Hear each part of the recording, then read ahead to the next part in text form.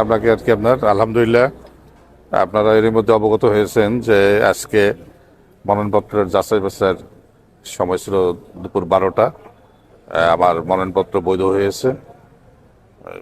আমি আশা করি যে আর কি আপনার নির্বাচনী যে বিধি রয়েছে সে বিধি মেনে আমি নির্বাচনী প্রচারণা চালাবো।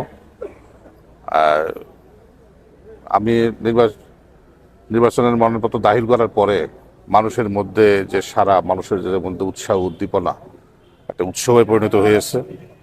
আমি যেটি লক্ষ্য করছি যে আমার ভোটারদের যে সমর্থন আমি এর মধ্যে পাচ্ছি, আমার বিশ্বাস যে বিপুল ভোটের ব্যবধানে এই আসনটি আমার দলের চেয়ারপারসনের হাতে আপনার তুলে দিতে পারবো ইনশাল্লাহ।